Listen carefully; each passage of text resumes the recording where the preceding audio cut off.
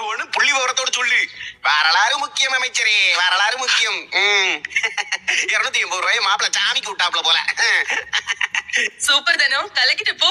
ஆமாங்க, நேத்து தனமா போட்ட தோசை ஸ்பெஷலுக்கு செம வரவேற்புங்க. முடக்கத்தான் தோசை, புதினா தோசை, பூண்டு தோசை, முந்திரி தோசை, முட்டைக்கறி தோசைன்னு கலக்கிட்டாங்க. இவ்வளவு வருஷமா சமையல் தொழில இருக்க எங்களுக்கு இந்த மாதிரி எல்லாம் செய்யணும்னு தோணலீங்க. தனமா புதுசு புதுசு ஐடியா கொடுத்து சும்மா கலக்கிட்டாங்க. அதான் எங்களுக்கு வழக்கமா வர கலெக்ஷனை விட 2 மடங்கு அதிகமா வந்துச்சு. 5000 ரூபாய் கூட வந்துச்சுன்னா பாத்துக்கோங்களேன். நீங்க கடையை பொறுத்த வரைக்கும் தனமா ரொம்ப ராசியானவங்க. தனமா தினம் நீங்க சவாரிக்கு போறீங்களோ இல்லையோ, அதுக்கு முன்னாடி நம்ம ஹோட்டலுக்கு வந்து நீங்க தான் காலையில விளக்கேத்தி அடுப்ப பத்த வைக்கிறீங்க. அப்படி சாங்கியத்துக்கு ஒரு டிஷ்ஷும் செஞ்சு வச்சுட்டு போறீங்க. அப்பதான் உங்க கைராசியால கடை வளர்ந்து நாங்களும் கள்ள கட்ட முடியும். என்னமாமா, நான் சொல்றது சரிதானே? கரெக்டா தானே மாப்பிள்ள சொல்லியிருக்க. என்ன தனம், ஒரு ராசி எக்கு தப்பா ஒர்க் அவுட் ஆகுது போல இருக்கு. ஹோட்டல்ல விளக்கேத்தின கையோட அப்படியே வந்து எங்க ஆட்டோவையும் ஸ்டார்ட் பண்ணி கொடுத்துட்டு போ.